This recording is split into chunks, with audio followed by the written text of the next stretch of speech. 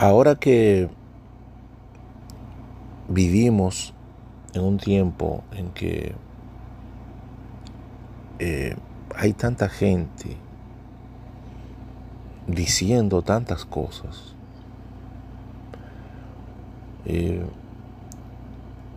se invaden las plataformas mediáticas, todas estas aplicaciones que se hacen masivas y globales y se utilizan en todo el mundo.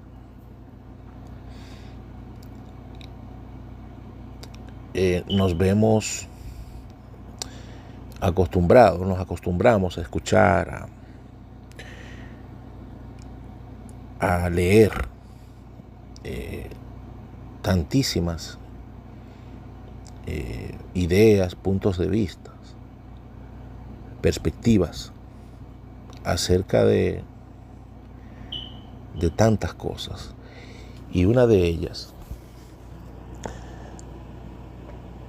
digamos, el origen de todas las cosas, el origen del ser humano, por ejemplo. Específicamente del hombre y todas esas versiones, todas esas teorías y formas de pensamiento que han querido describir qué ha sido el ser humano, no solo en el aspecto de su existencia, cómo comenzó a existir, cuál es su origen, el principio material de cómo se formó, de dónde venimos. Sabemos ya de una forma diversa que algunos hablan de los homínidos, o comúnmente como se conoce de forma coloquial, vulgar, ¿no? Vulgarmente, que venimos del mono. Otros hablan de microorganismos, obviamente que fueron antes que ese mono, que ese organismo ya formado, evolucionado, etc. No es de eso que yo quiero hablar, sino de aquel hombre que existió por un poco de tiempo y luego cayó. Sí, porque yo quiero hablar como cristiano, quiero hablar como creyente. Si esto lo llega a escuchar otra persona u otra clase de persona que esperaba una perspectiva, una idea, una opinión, mi mejor opinión, mi mejor posición fijada es la del creyente que hay en mí. Soy un creyente. Esto bien podría caer en el tema de el hombre que no permanece, el hombre que no fue, el que tuvo la oportunidad de ser y no fue, porque cayó.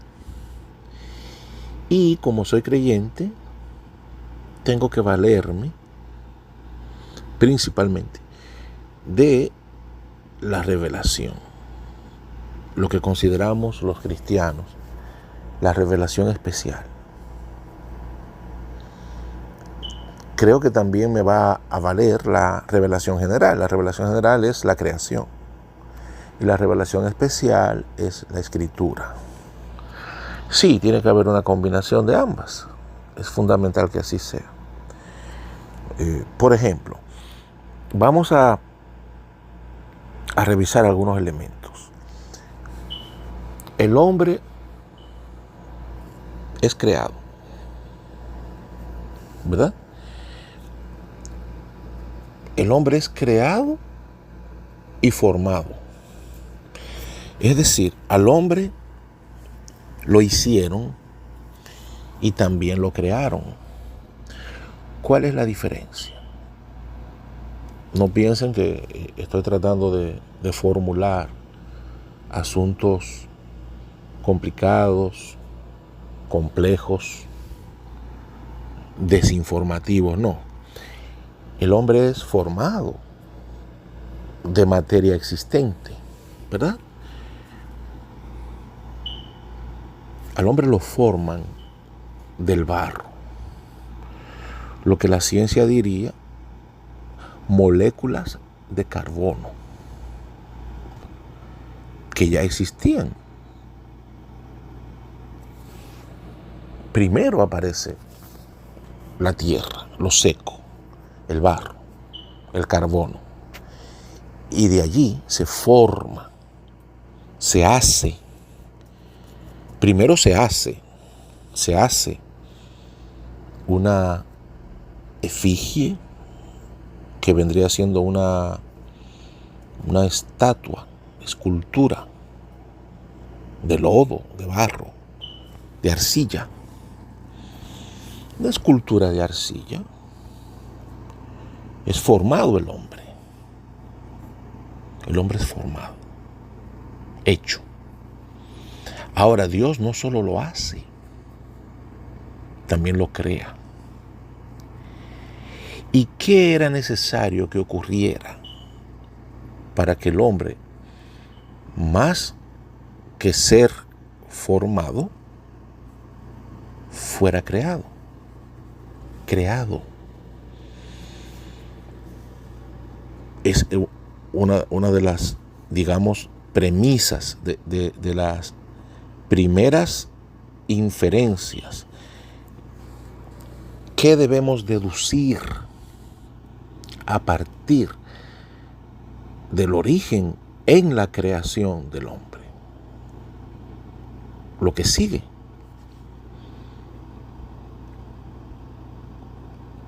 Después que Dios forma, el Creador considérese si es necesario el verbo, ¿verdad? Hagamos al hombre a nuestra imagen y semejanza. Cuando se considera, después de ser formado de la tierra,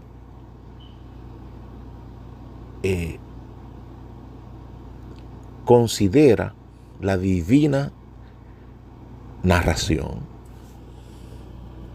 entonces sopló Dios en su nariz. No era una escultura cualquiera, no era una efigie cualquiera.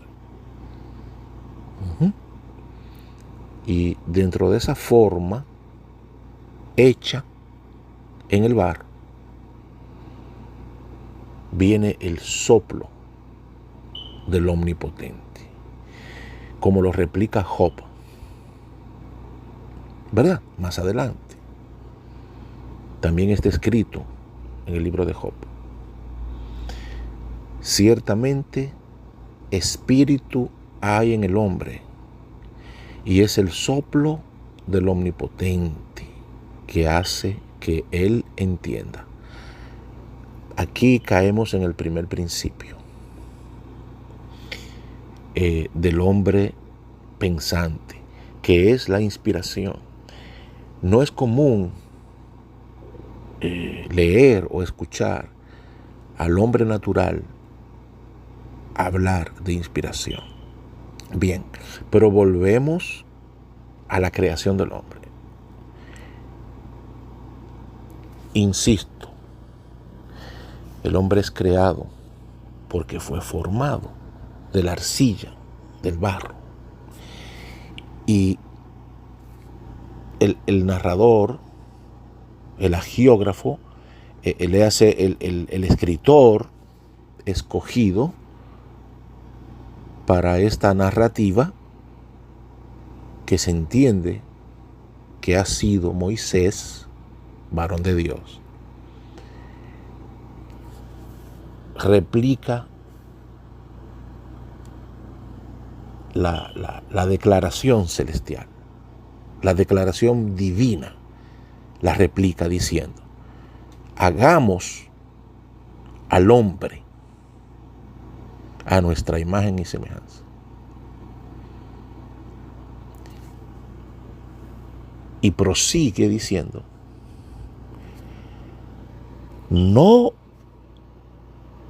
lo que ya esta voz o este creador ha declarado, sino describiendo la acción prosiguiente. La acción que prosigue es: entonces sopló Dios en su nariz. En la nariz de aquella efigie, de aquella escultura con las dimensiones reales, normales, de un varón.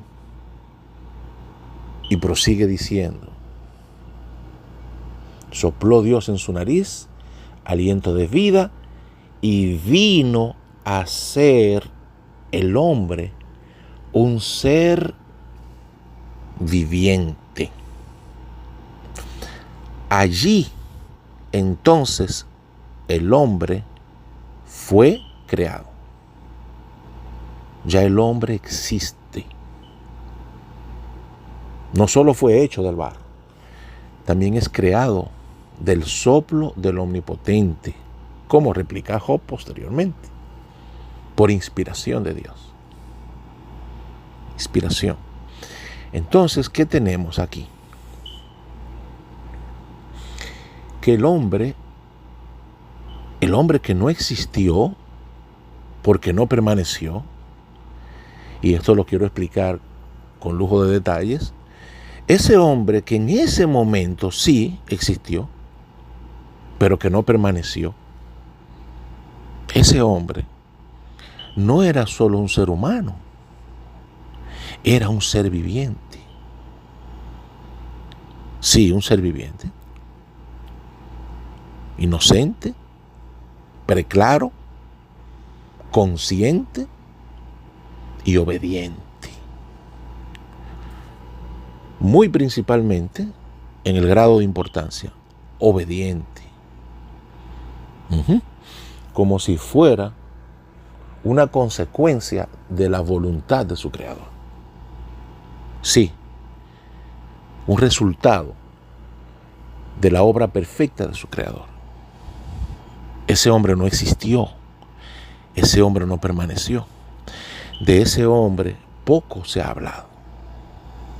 Y yo quiero hablar. Quiero hablar de ese hombre por necesidad. Y el que al que esté interesado, el que va a dar importancia o va a prestar atención, aquel que creerá o entenderá que esto es bueno saberlo o es importante, espero, porque para él o para ella, para ellos será lo que yo estoy diciendo. Lo que yo estoy diciendo va a ser para personas que quisieran estar interesados en el ser viviente, en el hombre que no fue, que estuvo efímeramente, estuvo de una forma breve, pero que ya no existió. Dejó de ser, porque cayó. Cayó de caer, no de hacer silencio, no de no hablar. Cayó, no cayó al suelo. Dejó de ser un hijo de Dios, un ser viviente. Dejó de ser obediente. Cayó. Y me gusta el término mucho, ser viviente, porque es la naturaleza que el hombre habrá de recuperar si quiere vivir. Así como fue creado, pero cayó, dejó de ser. No permaneció ese hombre. Cuando recupere, si ha de recuperar, si se ha de someter, no por religión, no por miedo, no por imposición de otros, caídos también como él. Si ha de recuperar, si ha de regenerarse, si ha de volver a ser aquel que a primera instancia y de la única instancia que nunca debió apartarse, llegó a ser por la obra perfecta de su Creador. Entonces, ese hombre, esa alma, volverá a ser llamado un ser viviente. Seres vivientes. Decía que la inspiración es un tema que el hombre natural no acostumbra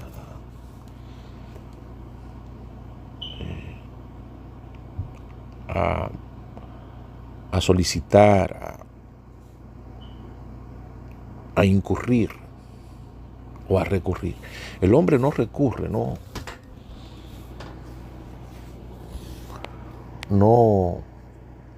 va muy lejos dentro del ámbito de la inspiración. Sin embargo, la inspiración es indispensable para entender los asuntos que trascienden el racionalismo humano o el pensamiento filosófico, incluso teológico. Es necesario tener la mejor noción o aceptación de la inspiración. Por ejemplo, espero que esto no me saque del orden. Por ejemplo, tenemos a Abel. Abel, está escrito que después de la caída, obviamente, decidió, tuvo en su corazón el presentar una ofrenda delante de Dios.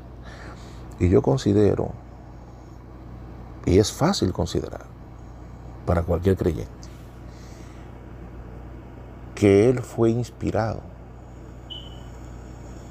a derramar sangre inocente, pero no de un homicidio como él mismo haya sido víctima debido a su ofrenda, que levantó la envidia de su hermano, sino que él da curso, digamos, a una de las primeras manifestaciones buenas en el ámbito, si usted quiere, si le parece, en el ámbito religioso delante de Dios. Sería la religión agradable delante de Dios, porque ha sido un acto espontáneo, inspirado. Empieza aquí la expiación. Y su expiación, de otra manera dicho, ya dijo una manera, fue víctima, fue objeto de un fratricidio, homicidio de parte de su propio hermano. Pero también podríamos decir que Abel se convierte en el primer mártir sobre la faz de la tierra, en toda la historia de la creación. Fue mártir. Me atrevo a decir el primer salvo, para que no nos quedemos en el miedo, en el limbo de la muerte. Oh, murió Abel, qué injusto. Sí, injusto. Pero dice la palabra que su sangre habló a Dios. Cuando el Creador le reclama al hermano, inquiriendo, ¿dónde está tu hermano? Que viene la burda contesta, la ofensiva contesta, o rebelde contesta, la rebelde respuesta. ¿Acaso soy yo guarda de mi hermano? Tengo que aclarar, todo este texto que origina las Escrituras debe ser creído y aceptado, no como una suerte de colección de representaciones, como algunos han querido decir, que todo es alegórico, otros son más ofensivos, que es la fábula mítica, el mito de la creación de los cristianos. Al menos en lo que a mí respecta, en mi corazón, y lo que se testificó después, porque el mismo escritor de Hebreos hace un recuento de aquellos hombres de Dios que tuvieron fe y que vivieron delante del Señor, que estuvieron delante de Dios. No me habla a mí ahí de representación, ni de fantasmas, ni de ningún tipo de misticismo. Dice el justo Abel. Entonces Abel, en mi fe, existió, ¿de acuerdo? Y si Abel existió, entonces yo hablo de Abel como un personaje histórico que origina la historia de nosotros los creyentes, los que nos hemos acercado a Dios, los que hemos escuchado el llamado, los que en realidad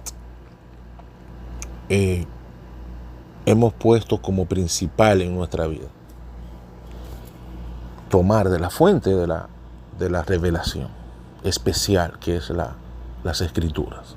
Son las Escrituras, las Sagradas Escrituras. Entonces, aquí tenemos a un Abel mártir porque quiso expiar el pecado de su familia, derramando sangre inocente de una oveja. Algo que solo por inspiración él pudo haber incurrido, porque no era una práctica que haya sido tradicional. Recordemos, es la primera familia. Toda tradición de haber existido se habría originado en las acciones, en los actos, en el devenir, las decisiones y las prácticas de esa familia. Una familia que el Creador la separa, la disecciona, la desencuentra, debido a que la actuación del hermano fratricida, primogénito en el orden del tiempo, habría perpetrado contra su propio hermano, y el Creador dice: este que me salió justo en su corazón, cuya sangre me ha hablado, ha clamado a mí. Usted y yo no tenemos que saber a qué se refiere con, que eso es una metáfora, que una figura. Óigame, no tenemos que saber. Lo cognitivo aquí es que el Creador declara que Él tuvo una llamada de atención, que accedió a Él la sangre de Abel. Accedió a Él. Vamos a pensar, y no creo que esté pecando ni que pueda ser considerado un hereje por lo que voy a decir, vamos a pensar que aparte de la oveja que fue sacrificada, entiendo que en un altar delante de Dios, la vida de la oveja, que es su sangre, de la cual no dice la Escritura que el Creador se haya expresado en función de ella, excepto que le agradó la ofrenda. Sin embargo, el Creador sí se expresa en función de la sangre del que ofrendó, del siervo, arrepentido por el pecado de sus padres, que se arrepintió, válgame la repetición, ¿no? Se arrepintió y expió el pecado de la familia, derramando sangre inocente. Vamos a pensar que ahora su propia sangre, de la que el Creador tuvo una expresión, que está registrado en el libro sagrado, se convertía en una ofrenda mayor. No porque el fratricida haya querido conscientemente, porque entonces estaríamos validando sacrificio humano, o estaríamos validando que un homicidio es un mal necesario. No. Sin embargo, me remito al texto, a la narrativa bíblica. La sangre de Abel, tu hermano, clama a mí desde la tierra. Eso no es una poesía, mi gente. Esa no es. No. Esa no es una simple metáfora, una alegoría. No lo es, en lo absoluto. Allí empieza la naturaleza de un gran misterio que tiene que ver con la sangre, como la vida del cuerpo y el derramamiento de ella, como una voz, como una expresión de aquellos que hemos sido creados por Dios, para bien o para mal. Es decir, no que Dios nos haya creado para bien o para mal, sino la sangre derramada, para bien o para mal, para exponerse ante un juez que es el Creador, que es Dios. No pasa desapercibida. La sangre derramada debido a una acción no pasa desapercibida. Recordemos, claro, esto que voy a mencionar tiene una importancia, sin embargo, no porque lo que estos hombres hicieron o hicieran haya sido delante del Dios del cielo, del Creador. Sin embargo, los paganos, los idólatras, los que hayan escogido a otros dioses para hacerle ofrendas, para rendir culto, para levantarle altares, habrían de estar desilusionados, decepcionados y muy equivocados.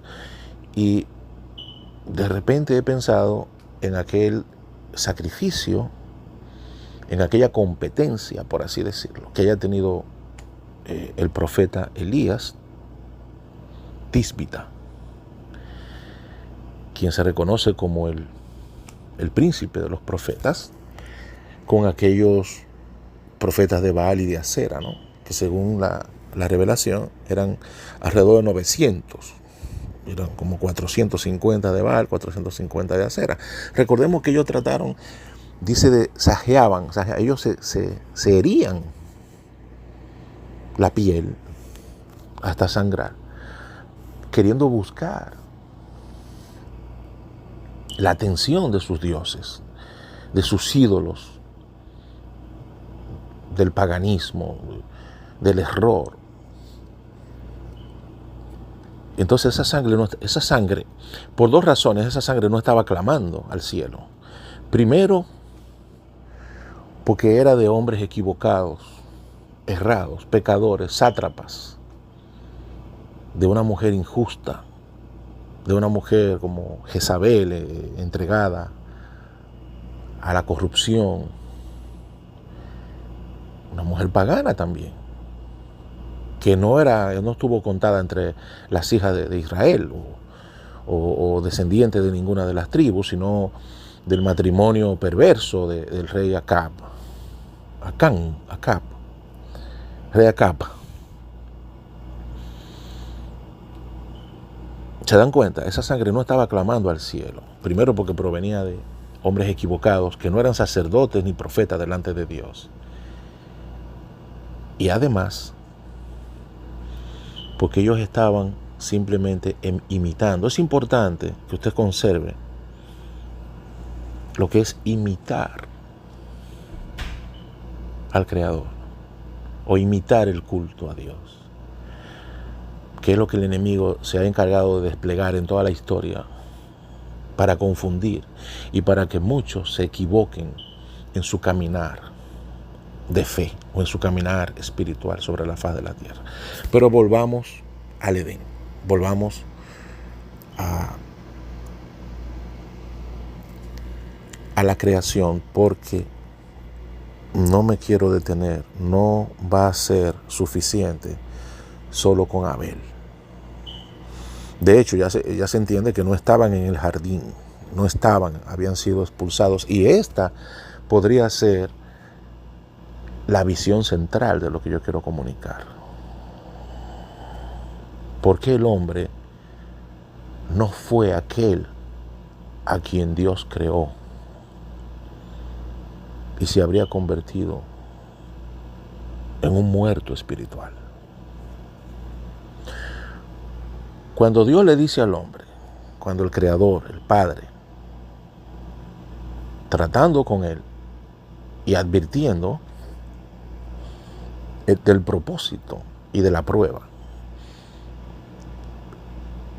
por el que había sido creado y la prueba que tenía por delante para poder alcanzar la plenitud, alcanzar el bien último, que, lo voy a adelantar, hubiera sido haber comido del árbol de la vida, el cual luego le fue negado. Es que los que estudiamos la Biblia, es que nunca nos habríamos preguntado, ¿qué hubiera sido del hombre si obedece? ¿Qué habría sido del hombre si el hombre hubiera llegado a ser aquel el cual, para el que fue, o para lo cual, o el cual, para lo que fue creado? Si el hombre deja de ser aquella criatura perfecta de Dios,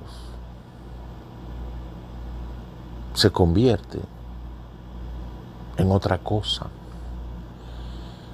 que es la que sí ha prevalecido, permanecido. Un cristiano que haya comprendido la revelación nunca se va a morir, como diría mi madre, en la víspera. Nunca se va a morir el día antes.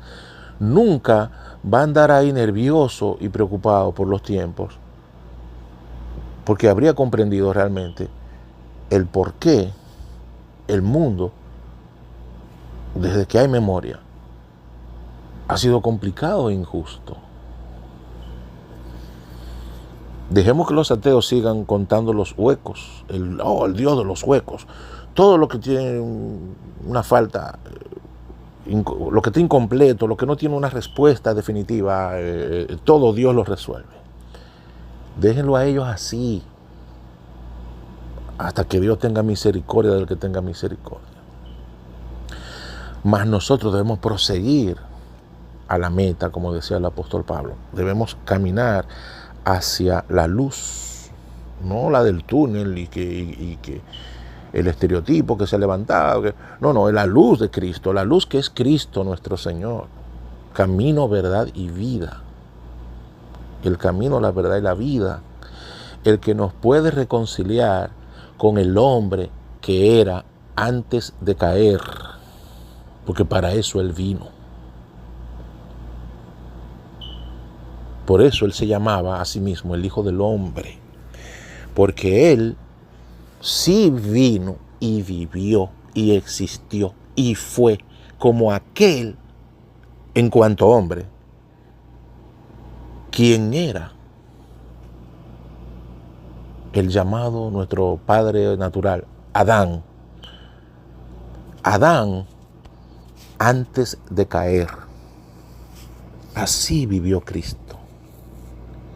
Jesús, en tanto hombre, vivió así. Ahora, ¿qué vemos en las señales del tratamiento que Él recibió? Cuando Juan dice, a los suyos vino, mas los suyos no le recibieron. ¿Qué vemos en ese tratamiento? ¿Qué vemos en el capítulo 8 de Juan? En la discusión no pequeña que Él tuvo con los judíos, ese enfrentamiento que dice que hasta procuraban matarle, porque le dijo hijos de Satanás, porque les dijo que ellos estaban cautivos en sus pensamientos, en delitos y pecados. ¿Qué es lo que vemos? A un Jesús víctima de otro Caín, un Caín que se multiplicó, y su descendencia de generación en generación. Víctima de la ignorancia, víctima de la envidia, víctima de la violencia de su propio pueblo. Ese es el martirio de Cristo Jesús, nuestro Señor. De un pueblo que se confabula con sus opresores, los romanos, para darle muerte. A quien fue enviado para salvarlos, para volver a convertirlos en seres vivientes. Para retrotraerlos al instante anterior al que hayan pecado y hayan muerto.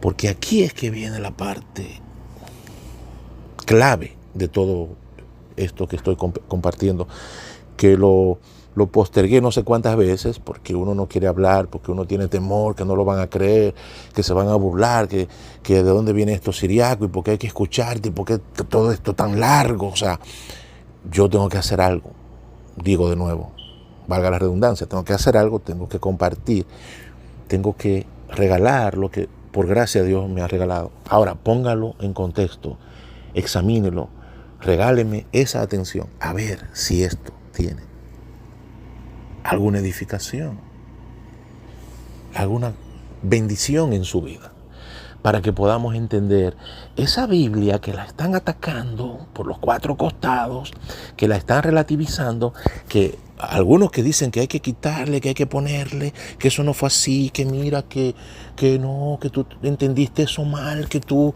tienes que ser de la escuela de este, de aquel, del otro. Nos hemos vuelto lo mismo que los judíos, cuando Jesús les decía, ustedes han cambiado la verdad por las tradiciones de los hombres. ¿Oíste que fue dicho a los antiguos? Jesús le está diciendo a los escribas y a los rabinos y fariseos de ese tiempo, ojo por ojo, diente por diente. Eso no es de Dios. Te lo adoptaron de los babilonios. Y la carta de divorcio, no.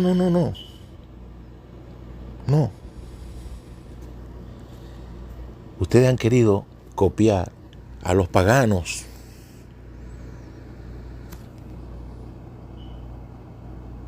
Esa no es la ley. Ustedes no cumplen la ley. Y a mí me reclaman, que estoy profanando el sábado, que mis discípulos recogen espigas y no se lavan las manos. Jesús les enseñó que ellos no sabían de su propia ley. Y yo escucho gente en este tiempo diciendo, no, porque Jesús fue influido por la escuela de yo no sé quién, y que cuando Jesús hablaba tomaba en cuenta. Jesús, si usted no cree que es Dios, y que aún siendo hombre fue una manifestación perfecta de Dios, no diga que usted es cristiano. Hay otras religiones. Si es que esta es una religión. Si es que ser religioso es bueno. Como decía Santiago, si alguno de vosotros se cree religioso, la religión del tal sea hacer el bien, visitar a los huérfanos, a las viudas en sus tribulaciones y abstenerse de toda especie de mal. El mismo Job dice, abstenerse del mal es la inteligencia, Job 28:28. Es el principio de la sabiduría, el temor a Dios, temor de Dios, y el apartarse del mal, la inteligencia. Yo mismo tuve una que otra instancia, no sé si por un tiempo, unos días, unos meses o un año, de pensar, que hay que formarse y el tener un buen discurso. Y yo escuché a cristianos decir, oye, fulano tiene un léxico de 25,000 palabras. Y yo creí en algún momento, pero es que hay que formarse. Y el instituto y la universidad teológica. Yo no digo que eso esté de más. Si a usted no le puede cambiar el corazón para mal, gloria a Dios. Pero ¿cuántos hay que no se han dejado atrapar y matar por la letra? Cuando la serpiente habló, la serpiente nunca le dijo a la mujer, sí, mira, Dios es un mentiroso porque esta manzana tiene veneno y cuando te la comas te vas a morir. ¿Eso fue lo que te dijo? Pues mentira, esta manzana no, o lo que haya sido, esta granada, la granada es un fruto, ¿no? Granada, o qué sé yo, esta pera, o este fruto. ¿Qué fue lo que te dijo el Creador? El que tú dices que Dios, ¿quién es Dios? Como que esto tiene veneno y te vas a morir. No. Usted puede comer 4 o 5 frutas de esto. Te puede comer 4 unidades de esta. No. Tiene vitamina C. Estoy aquí más o menos jocoseando, ¿no? Chanceando de chanza. La gente hace un anglicismo ahí con el verbo chance, que no estoy hablando de eso. Chanceando con Z, ¿no? O con la C del castellano. Óigame, cuando Dios dijo moriréis, lo que les quiso decir, o más bien al hombre, porque fue al hombre que Dios le habló. La mujer no existía cuando Dios le habló, al hombre, porque el que le habla a la mujer es el hombre. El hombre habla a la mujer, pero aunque es que está muy implícito esto, Dios habla al hombre, dice, moriréis. ¿A qué se refería Dios? Tú eres perfecto, tú vienes de mí, de mi soplo, yo he soplado de mí para que tú seas tú ahora. Si tú me desobedeces y entras en comunión, ¿verdad?, con otro que no sea yo, y vayas a llevarte de otra argumentación o de otros mandamientos que no son los míos, vas a ceder y vas a establecer un límite para tu vida. Yo no te estoy haciendo con límites. Yo no te estoy haciendo como para que tengas precariedades, para que tenga impedimentos. A esa muerte se refería el Señor. ¿Saben por qué? Yo lo sé. Y usted debiera saberlo también. Y usted lo sabe. Pero parece ser como que hay textos en las escrituras que es como si fueran puntos ciegos, que nadie los ve y nadie se sienta ahí, nadie se ubica en ese lugar, en ese rinconcito. No dice la escritura, luego de la sentencia que hay para cada uno, porque hasta la serpiente recibió su sentencia, la mujer recibió su sentencia. No, y el hombre, no. No hay un texto que dice que el árbol de la vida luego fue resguardado. Dice que se pusieron ángeles y un ángel con una espada que se revolvió a todos lados para que, dice, no sea que el hombre alargue su brazo, tome del árbol de la vida, coma de él y viva para siempre. Entonces el hombre tenía a su disposición el árbol de la vida y posiblemente no llegó ni a verlo. Esto no es ninguna metáfora, esto no es ninguna fábula representativa. Este no es el demiurgo de Platón, el mito de las cavernas. No, porque Adán incluso aparece en la genealogía de Cristo, en uno de los evangelios, creo que en el de Mateo o el de Lucas. Hijo de Adán, dice, en cuanto al orden natural. Entonces, ¿qué es lo que tenemos? El hombre que desobedeció a Dios era perfecto. Y aunque cayó a través de la mujer que cae primero, la mujer pudo haber dicho que no. Y con esto no quiero decir ahora que tenemos que ir en contra de las mujeres y reclamar a las mujeres, no. O sea, si la mujer dice no quiero, y aparece el hombre y dice, ¿qué es lo que pasa? No, que ella me está ofreciendo de un fruto ahí. Tú no dijiste que Dios no nos dijo a nosotros que de ese fruto no. No, exacto, no, claro que no. Ah, pues mira, vamos. Y el otro, ¿dónde está el otro? Vamos a comer de aquel que está allí. Entonces nadie se ha querido poner a pensar lo que era el hombre, hubiera sido el hombre, si no cae. Ah, pero después que cae, aquí viene una reflexión interesante, buena, importante. Hermano, hermana, que va a escuchar, le voy a decir un secreto. Y como yo lo recibí por gracia, de gracia lo comparto. Ay, sí, de las cosas buenas que el Señor me hace que yo entienda. Cuando a usted lo juzgan, cuando a usted lo atacan, cuando a usted lo rodean, a veces los mismos cristianos, Dios no está ahí. ¿Saben por qué?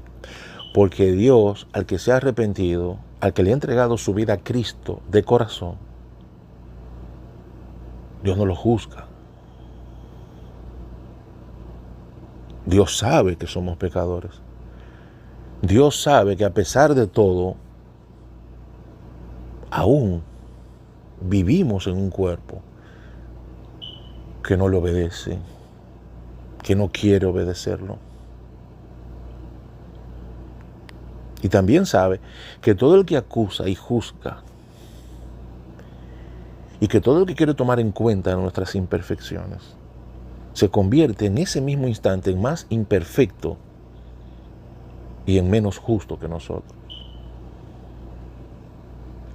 Ah, entonces estás bautizando, eres padrino del pecado, Siriaco. Tú validas el pecado, defiendes al pecado. No, al pecador, al pecado. No. Lo que estoy diciendo es, con claridad, es que el enemigo, aunque esté en boca de nuestros hermanos, el enemigo obviamente que puede estar en boca de los ateos, en boca de los que están mirando lo que hacemos los cristianos, para resaltarlo, lo que estoy diciendo es que ese es el hombre caído que hay en nosotros. El hombre que los apóstoles llamaron el viejo hombre. No dejes que el enemigo haga resaltar las debilidades del viejo hombre. Que te juzgue como aquel que no conocía a Cristo.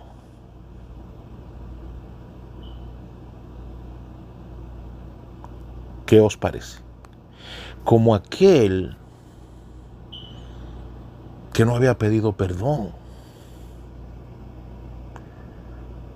No permitas que ninguna clase de enemigo retrotraiga tu pasado.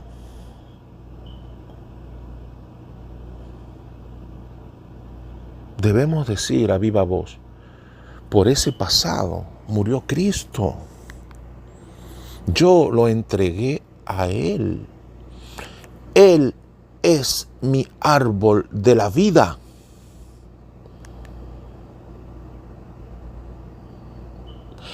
¿Por qué Dios ya no quería que el hombre caído comiera del árbol de la vida?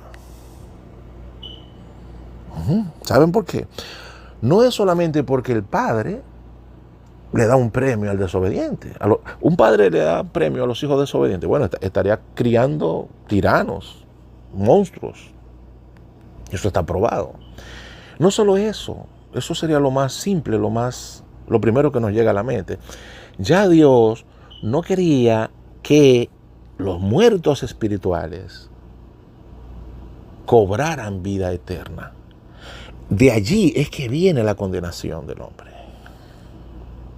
Por esto vino lo que se conoce como un diluvio, el diluvio universal. No, porque ahora hablan del Gilgamesh y hablan de la Mesopotamia y que eso, los sumerios y esa escritura. Sí, pero los sumerios escribieron de algo que ya había ocurrido. No importa que hayan escrito primero. Es lo mismo. El código de Hammurabi existía antes que la ley de Moisés. Pero la ley del talión no está en la Biblia, mi gente. No exactamente. Quizá hay cosas que hasta nos van a parecer más crueles o más duras. Sin embargo, ni usted ni yo conocemos el corazón del hombre como el que lo creó. Yo ni siquiera conozco mi propio corazón como lo conoce Dios. Y saben una cosa, sigue tapando huecos el Dios de los suecos. Déjenme decirle una cosa a ustedes. Importante, fundamental. Por eso he aprendido a entregarme sin reservas y aún a veces ignorando la explicación. Una de las cosas que nos está matando a los cristianos es que de todo queremos saber, hasta la radiografía. Y eso no es así. Escuchemos a aquel ciego de nacimiento que Jesús le devolvió la vista. No sé si fue el caso de Bartimeo. A veces me confundo si fue Bartimeo, porque él sanó a varios ciegos, ¿no? Y hubo uno hasta con lodo, y no sé si es del lodo y la saliva, no recuerdo. Pero Jesús sí sanó a un ciego de nacimiento que cuando el Sanedrín, óigame bien, porque lo de Sanedrín no les importaba que era un milagro que había operado de sanidad, bueno, a favor de alguien que era ciego de nacimiento, que todos sabían que era ciego de nacimiento. Y nosotros queremos andar por ahí queriéndole demostrar a todo el mundo que Jesús hizo milagros y que Jesús histórico, que Jesús de la fe.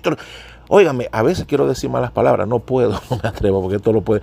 Hay gente que tiene confianza y sabe que la boca dura que yo tengo, pero yo no quiero hablar. Y además estamos hablando solemnemente, hablando de las cosas de Dios. Porque uno se aira, pero es mejor no pecar. Airaos, más no pequéis.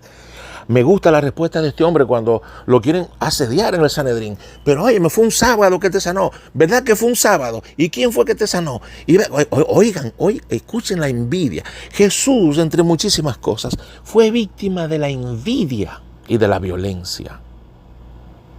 De Satanás multiplicado en muchísima gente humana. No era que tenían que estar endemoniados. La envidia que corroe, que calcome el corazón.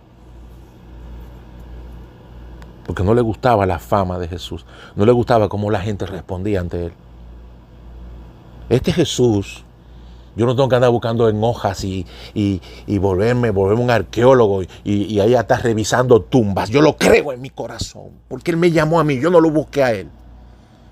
Y el que no tenga un llamado empírico, que vaya a ver cómo lo consiga. Para que no se quede en la letra y en el librito. Que ya muchas oraciones hemos hecho y ya muchas han sido contestadas y ya hemos visto cómo los favores de Dios nos sobrecogen. y se hacen presentes en nuestra vida. Cuidado con andar ahí preguntando, ¿y será verdad que ahora dicen que descubrieron y que ahora posiblemente no sea cierto esto y que tal libro hay que cambiar? No, no, no, no. Ah, que los animistas, los pentecostales, que todos lo sienten y que todo, y que las lenguas y que todo. Cuidado, cuidado, cuidado que nos quiten lo puro, lo santo, lo verdadero que Dios nos dio y ha vaciado puro en nuestros corazones. Y ese hombre le contestó a esa gente: yo no sé, no lo conozco, no sé quién me sanó. Yo solo sé que yo era ciego y ahora veo.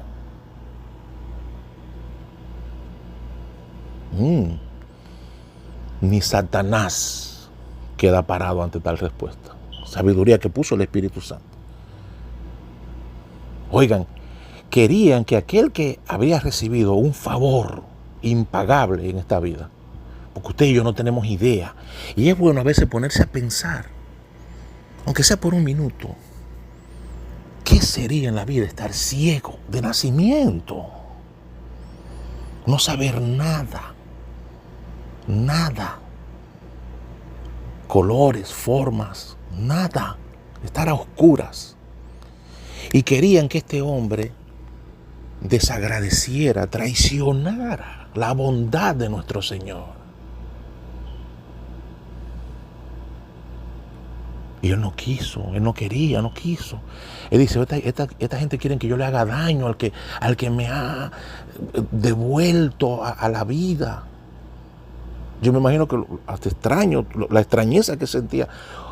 Para él habrá sido maravilloso y a la vez su familia habrían empezado a explicarle lo que era todo en la vida.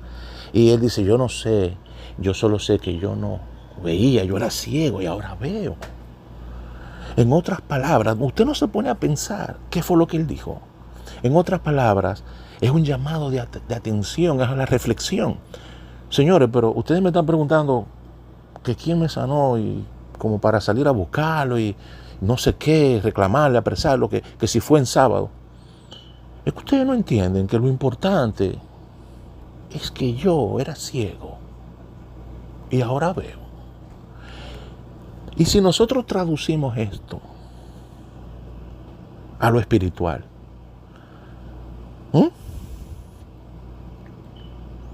mire esta reflexión que yo he querido traer. Escuche, el mundo entero, desde que el tiempo tiene memoria y testigos, en la experiencia espacio-temporal del ser humano, cuando el ser humano cobra razón y se da cuenta que piensa, de ahí para acá, hace 3.700, 4.000 años, todo el mundo habla del hombre en función de su muerte espiritual, de su caída. Todos los filósofos, genios, hablan del hombre caído, el hombre limitado, el hombre sin propósito y sin esperanza. ¿Cómo van a creer? No solo lo que dijo Pablo, ¿cómo van a creer si nadie les predica? ¿Y cómo van a oír predicación si nadie va y lo hace, etcétera? No. Yo me estoy refiriendo a gente que ya ha sido predicada, gente que no es inocente. ¿Cómo van a reaccionar si están embebidos, si están neutralizados, si están atrapados en la burbuja de su ignorancia, de su duda? A gozar, que el mundo se va a acabar. Este es el mundo, después de esto no hay nada. ¿Y que para dónde es que vamos? Porque están estudiando al hombre equivocado. Están estudiando al hijo de Caín, que desafortunadamente en forma de pecado viajó en el arca y bajó allá en el monte Ararat, en el corazón de Cam, y volvió a multiplicarse y volvió a levantar sigurats y ídolos, a levantar falacias, falsas divinidades y creencias, y volvió de nuevo a cuestionar, y volvió de nuevo a rebelarse una y otra vez hasta el día de hoy. Mas nosotros, los que entendemos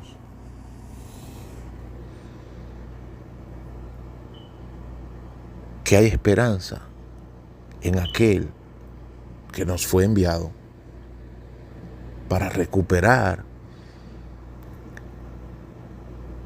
la naturaleza del obediente que no había pecado.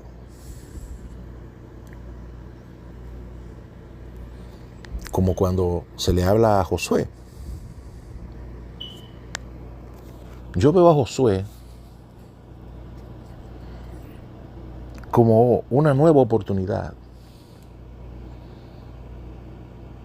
en un sentido muy particular, pero no por eso menos importante. Cuando le llegue esta palabra a Josué: pongo delante de ti el bien y el mal, la vida y la muerte. Mas te aconsejo la vida y el bien para que vivas. Esfuérzate y sé valiente. Desde el siervo de Dios, Moisés, que se lo dice primero en el registro de Deuteronomio, hasta cuando empieza el libro que lleva su nombre, Josué, que se le repite otras 2 veces más. Esfuérzate y sé valiente, en todos tus caminos te prosperaré. Escoge la vida y el bien para que vivas. Ya aquí el Señor tenía que advertir con particularidad, con definición: mira, tú puedes escoger el mal. Muchos lo van a escoger. Puedes escoger la muerte, seguir muerto, solo por querer tener ventajas pasajeras de este mundo. Mas yo te aconsejo: mira, sírveme, reconóceme en todos tus caminos, esfuérzate y sé valiente, y yo estaré contigo, y nada te faltará. Por eso es que viene muy bonito cuando decimos: bueno, yo y mi casa serviremos a Jehová. O sea, esa palabra le llegó a Josué en su corazón. Él la guardó en su corazón. Por eso él fue valiente. Por eso él supo estar delante del pueblo de Israel como Dios le mandó. Y nosotros pensamos que a nosotros no nos toca nada de eso. Nosotros tenemos que estar siempre en la muchedumbre, en la multitud, sentados ahí en los bancos, y esperando que el otro tome la iniciativa. Pues bien, yo digo que si yo me quedo esperando, si yo sigo esperando, vendrá mi muerte natural y yo no habré hecho nada. Por eso comparto estas noticias, o estas impresiones, o estas luces que Dios le da a uno. Así que ya yo creo que he dicho mucho en este sentido. El hombre que pecó en el Edén murió espiritualmente. Y el enemigo le dijo una mentira entre pequeñas verdades, pero igualmente lo engañó. Y el enemigo tomó el lugar del hombre, para el cual Dios había creado todo.